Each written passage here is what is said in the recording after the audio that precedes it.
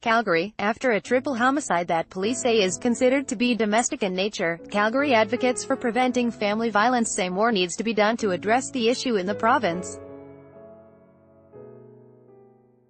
Dustin Duffy, 25, was charged with 3 counts of second-degree murder last week after his mother, stepfather and a woman, believed to be his girlfriend, were found dead in 2 separate houses last Tuesday. The allegations against Duffy have yet to be tested in court, and police say a motive remains unknown.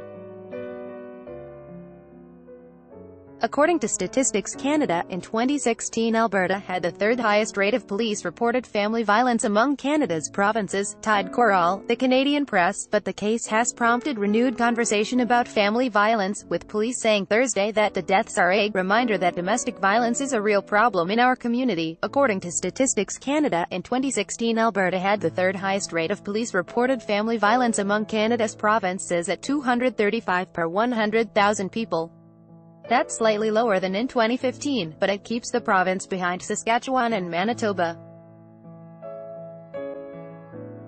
Calgary police also reported a 16% increase in domestic violence reports in 2017, compared to the year before.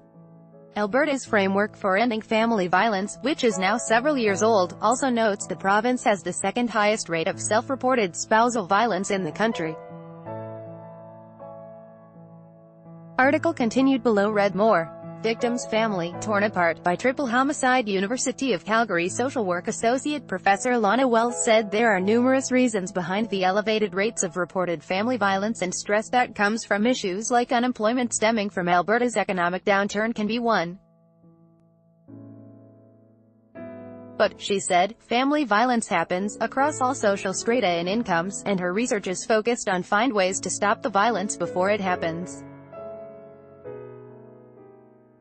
Studies have shown that Albertans are very aware of domestic violence as an urgent issue, she said, and more work needs to be done to address its roots. I think it's incumbent upon everyone to understand the cycle of violence and how to better support victims, she said. It's not hidden, and we keep thinking it's a private issue. It's such a public issue and it plays out in such a public way. Last week the Calgary Domestic Violence Collective issued a statement addressing the triple homicide and offering avenues for people to find support if they're at risk of domestic violence.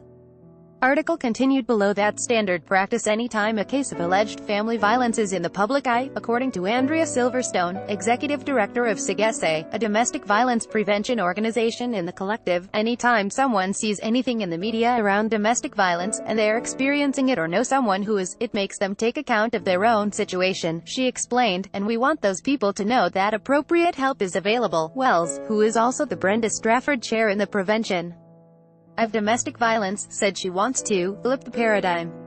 That means boosting counseling and other supports for men, who are statistically perpetrators of domestic violence the majority of the time, to put an end to the cycle. I'd like to see the needle move on working with men and boys to stop the violence. Wells also works on a program to prevent dating violence, which has offered training for thousands of kids in schools across Alberta to support ideas about healthy relationships.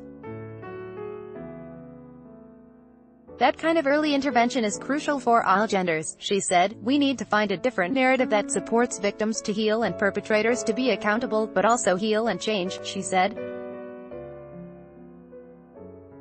We need to think about the future. The Calgary Domestic Violence Collective says that anyone experiencing family violence can call 403-234-7233. Madeline Smith is a reporter, photographer with Star Metro Calgary.